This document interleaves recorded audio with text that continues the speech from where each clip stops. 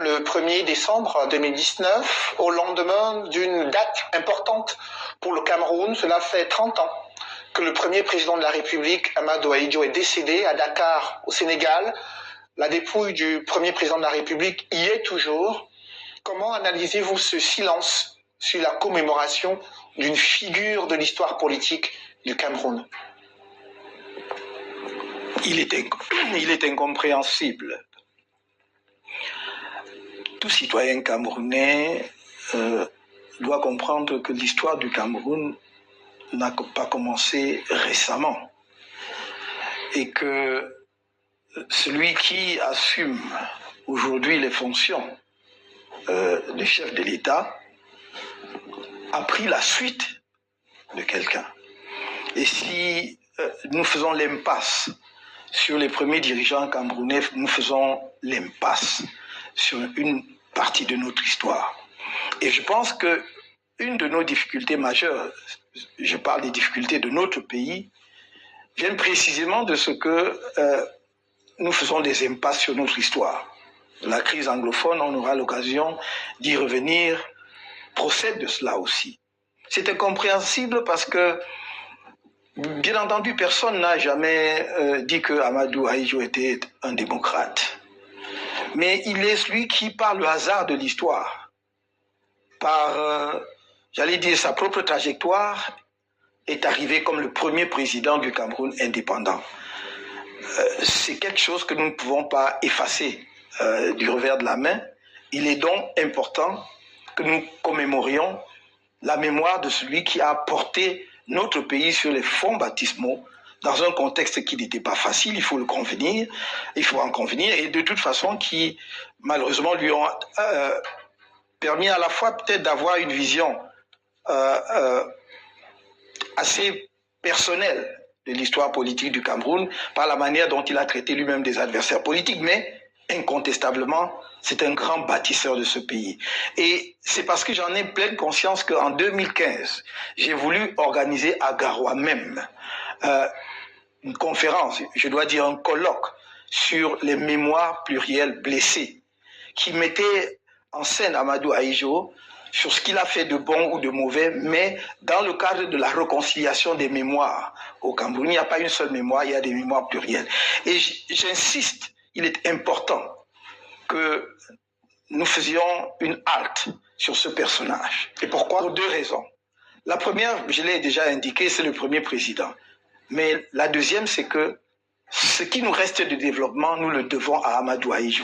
En 10 ans, il a commencé à dérouler son programme de développement économique et social du Cameroun à partir de 1971. Et je pourrais être plus précis dans la datation en disant après l'exécution d'Ernest Ouandié, un 15 janvier 1971. Regardez, toutes les grandes entreprises publiques, Cameroun Airlines, Cameroun Shipping Lines, le Transcamerounais en 1974, de nombreuses entreprises publiques, je serais encore ici demain si je voulais les énumérer. Mais songez quand même qu'on fabriquait les chaussures dans ce pays. Imaginez qu'on fabriquait des motos. À un moment où la Chine ne savait pas comment on fabrique les motos, on fabriquait les motos BB à Douala et les vélos Solex. Mais ça n'existe plus, c'était Amadou Ahidjo. Il y avait la Sofibel à Belabo. Il y avait une pléthore de sociétés de développement. Tout ça, nous le lui devons. Et on ne peut pas tout simplement, pour je ne sais quelle raison, mettre sa mémoire entre parenthèses. J'ajoute qu'il est extrêmement important de le faire pour la suite de l'histoire politique de notre pays. Personnellement, je n'accepterai pas. Si M. Biya devait quitter ce monde avant moi, je n'accepterai jamais que l'on bafoue sa mémoire. Et je l'ai dit et je le répète ici. Et nous devons construire un pays sur des fondations solides. Les briques se posent au-dessus d'autres. On ne commence pas à chaque fois à partir du néant. Il est donc important que nous, en tant que nation, collectivement, nous nous ressaisissions. Peut-être faut-il d'ailleurs qu'il y ait une démarche collective pour demander que l'on ramène au Cameroun les restes d'Amadou Ahidjo. Ces restes n'appartiennent pas à sa famille. Quel est l'enjeu du rapatriement de la dépouille d'Amadou Ahidjo? C'est à la fois sur le plan symbolique de faire connaître aux jeunes Camerounais qu'il y a eu un premier président depuis l'indépendance avant celui qui assume les fonctions actuelles de président de la République.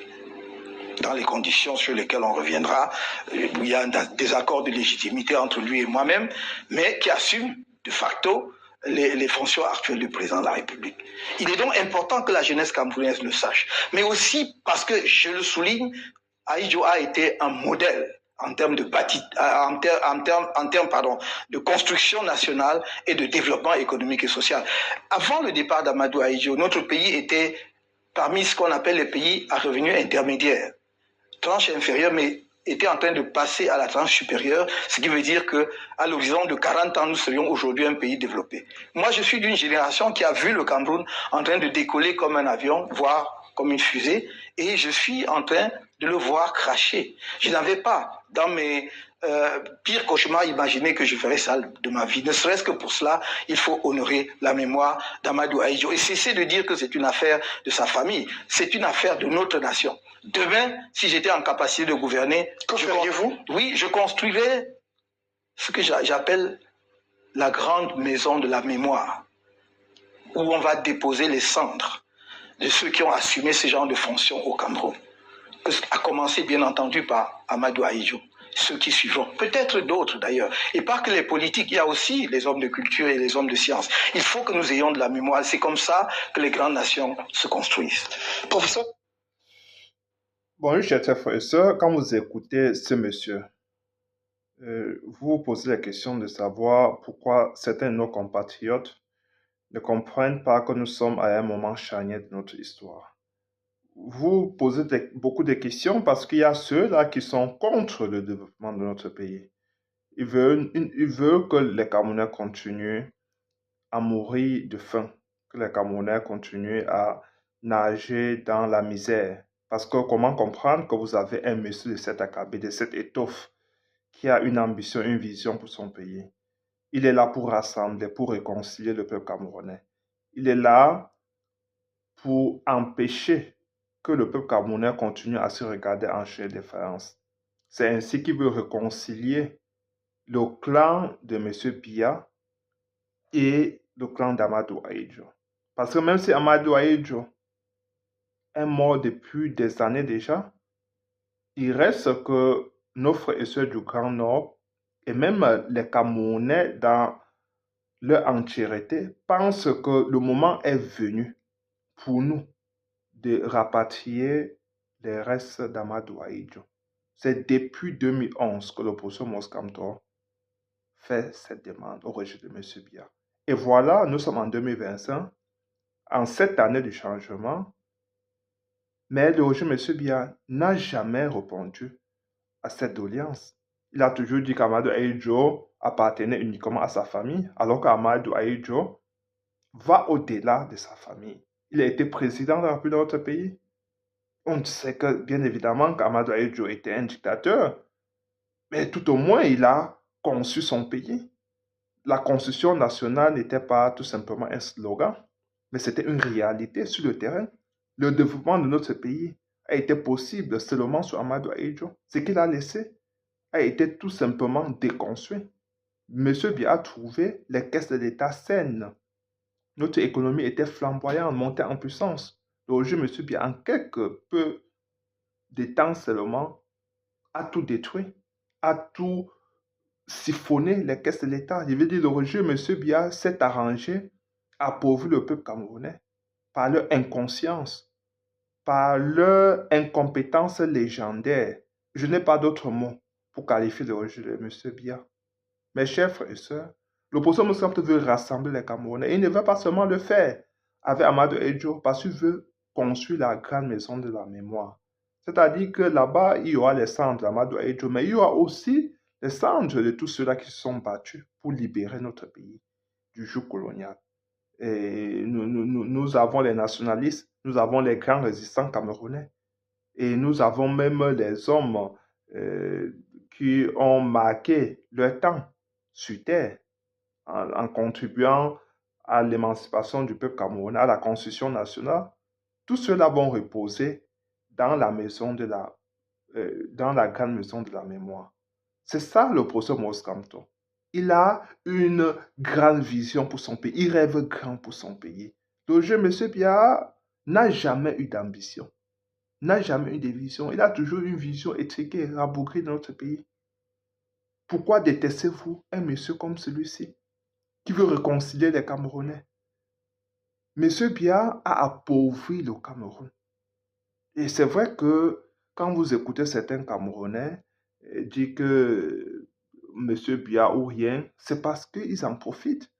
C'est parce qu'ils savent que avec un président comme Maurice Kamto, ils devront commencer à travailler pour mériter leur pain quotidien. Mais parce qu'ils sont animés par leur égoïsme sans précédent, ils préfèrent le statu quo. Ils veulent que le peuple camerounais continue à souffrir, que le peuple camerounais continue à mourir. Le peuple camerounais, mes chers compatriotes, a besoin d'un peu d'oxygène. Nous, le peuple camerounais doit sortir la tête de l'eau. Mais cela ne sera pas possible sans la contribution de chacun et de chacune de nous. Chacun doit jouer pleinement sa partition. Nous devons, en tant que peuple, nous ressaisir, prendre notre destin en main, nous inscrire massivement sur les listes électorales, voter massivement le procès Maurice Kamto et être prêt à défendre notre vote. C'est la seule recette qui pourra nous libérer.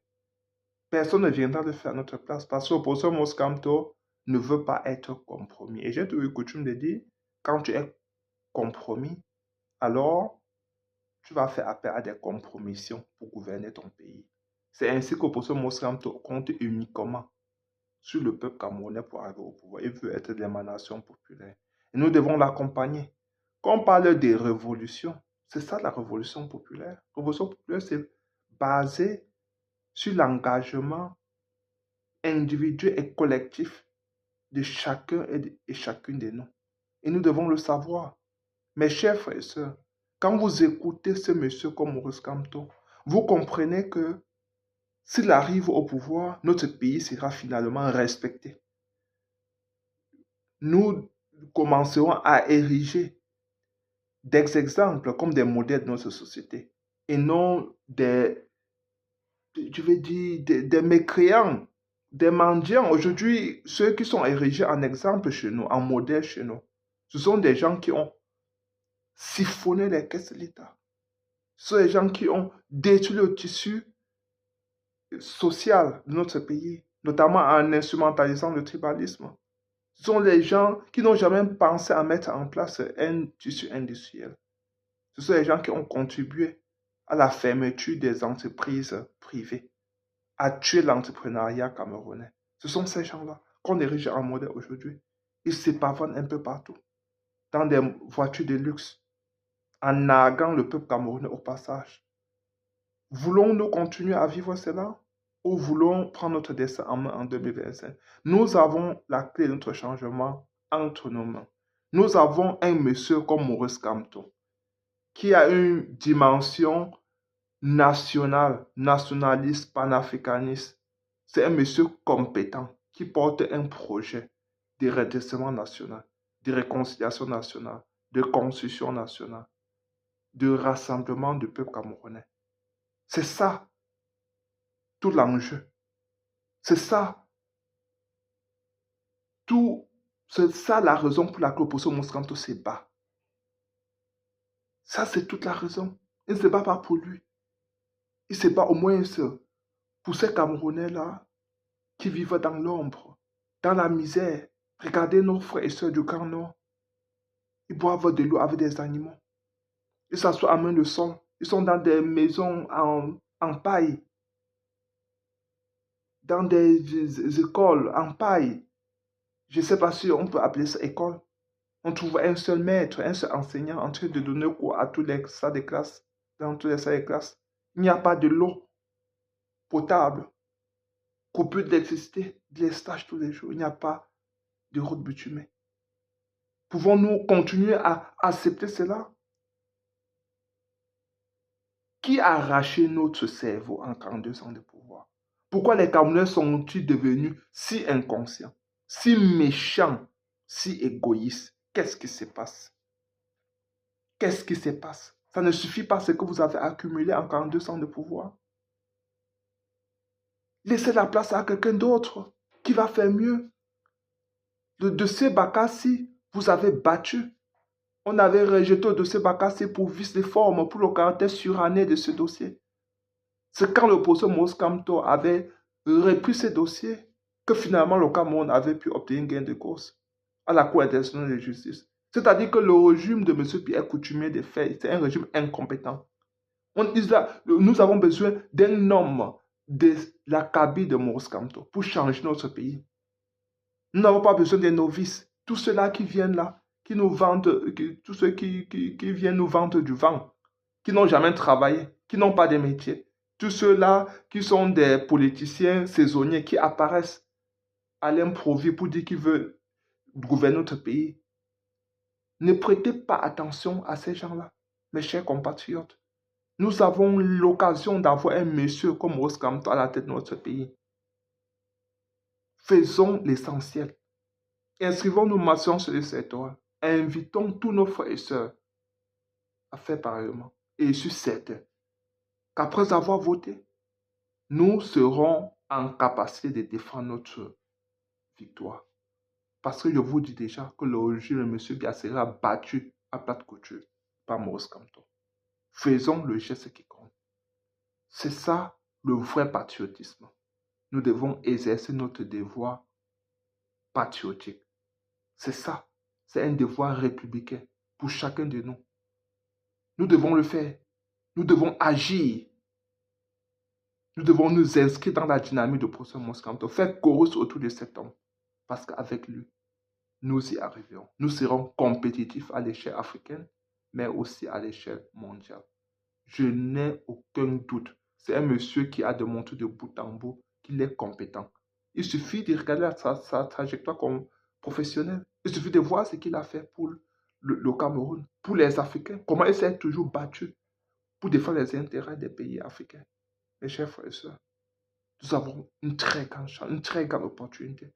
Ce que nos parents n'ont pas eu en 92. Oui, en 92, il y avait un monsieur charismatique comme Maurice Kamto, mais il avait des lacunes intellectuelles.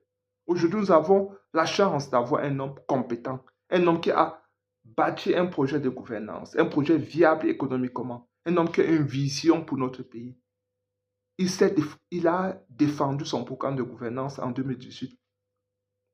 C'est un homme qui est prêt à se sacrifier pour l'ensemble du peuple camerounais.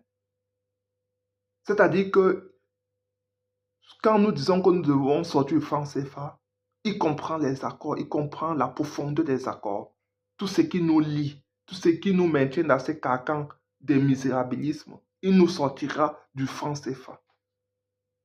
Des accords militaires, des accords économiques, il nous sortira de ces accords-là, de ces faux accords qui ont été signés par Amadou Ahidjo et par M. Biya. Mais au moins, Amadou Ahidjo avait porté le Cameroun au plus haut. Oui, Amadou Ahidjo était d'abord un monsieur orgueilleux. C'était un monsieur qui aimait son pays, qui vivait, il respirait le Cameroun, il pensait le Cameroun tous les jours. Rappelez-vous que Amadou était constamment reçu à la Maison Blanche aux États-Unis, sous tapis rouge. Parce que notre pays était un pays à revenus intermédiaires. Notre économie était très forte, était diversifiée. Mais hélas, M. Biya, à peine arrivé au pouvoir, il nous a ramené, il nous a porté devant le FMI. Il a livré notre pays au FMI. Nous sommes devenus un pays très pauvre, très endetté. C'est ça. Après, on nous a parlé du point d'achèvement. Après, on nous a dit que nous avons sorti la tête de l'eau.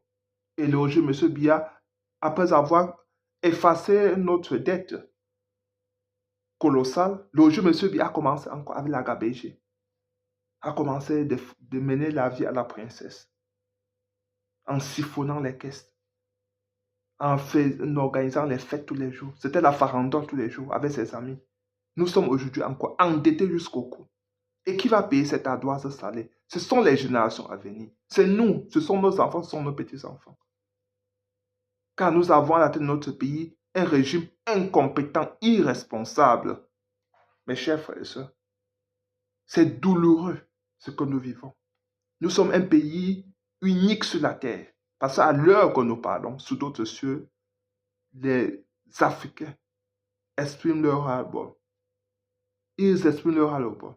Ils n'acceptent plus de vivre dans une dictature. Les Africains ont refusé cela. Sous d'autres cieux, les Africains se rebellent, ils protestent. Chez nous avons Maurice Kamto qui va avoir au pouvoir uniquement à travers les urnes. Et nous sommes incapables de nous inscrire sur les listes électorales. Alors que si nous nous organisons, nous pourrions atteindre. Si nous nous organisons, nous pourrons atteindre, je vais dire, même 10 millions d'inscrits. Parce que plus nous sommes inscrits, plus notre engagement est plus fort et plus nous serons portés à défendre notre victoire. Nous serons portés à nous mobiliser pour défendre notre victoire. Faisons cela, mes chers frères et sœurs. Nous avons l'opportunité, une opportunité unique de changer notre destin et celui de nos enfants et de nos petits-enfants. Si nous n'agissons pas, nos petits-enfants, nos enfants ne pourront jamais nous le pardonner. Faisons le geste qui compte. Encourageons nos frères et sœurs, nos connaissances, nos voisins à s'inscrire sur la liste électorale en cette année électorale de 2025. Nous ne pouvons pas accepter que le régime de M. Biya se perpétue après 42 ans de pouvoir. Nous avons trop souffert. Trop souffert. Ce n'est pas une monarchie. Nous ne pouvons pas accepter qu'un individu se maintienne au pouvoir pendant 50 ans. Un individu médiocre qui nous a ramené que la misère, qui nous a servi que la pauvreté. C'est la paupérisation partout. Le peuple camerounais souffre, les accidents tous les jours. De quoi pourrais-je parler? Je vais dire que c'est tellement nombreux. Les tas du régime sont tellement nombreux que je ne sais pas comment commencer, par où commencer. Chers frères et sœurs, c'est douloureux. C'est douloureux. C'est douloureux. Nous avons perdu 42 ans de notre existence. Il a d'abord sacrifié nos parents, la vie de nos parents, qui entre-temps ont pris de l'âge, ont vieilli. Aujourd'hui, il est en train d'hypothéquer la vie des jeunes d'aujourd'hui et peut-être la vie de nos enfants et de nos petits-enfants. Que faisons-nous? Que faisons-nous? Maurice Kamto ne demande pas à quelqu'un de prendre des armes. Il demande à tout le peuple camerounais de s'inscrire sur les listes électorales. La force du peuple, c'est dans sa capacité à s'unir, à faire corps pour défendre ses intérêts. Ce n'est pas dans sa capacité à prendre les armes. Non, ce n'est pas la force du peuple, ça. La force du peuple, c'est dans sa capacité à s'unir. Aucun dictateur ne peut faire face à un peuple uni. Un peuple uni en sort toujours victorieux dans ses batailles. Aucun dictateur, même avec des cornes, ne peut pas faire face à un peuple uni. Rassurez-vous, mes chers frères et sœurs. Rassurez-vous. Aujourd'hui, tout est de notre côté. Le rapport de force est de notre côté. Nous devons tout simplement faire le choix qui compte. C'est-à-dire, nous être sur les listes électorales. Et c'est un devoir citoyen. Voter massivement le professeur Maurice Kamto. Et c'est ce que chaque Camerounais devrait faire. Et surtout, être prêt à défendre notre vote. Ça, c'est la clé de notre libération. Nous devons être mobilisés pour remplir toutes les rues après avoir voté. Mes chers frères et sœurs, j'aimerais à ce niveau. Partagez massivement cette vidéo, massivement et surtout abonnez-vous. Ciao.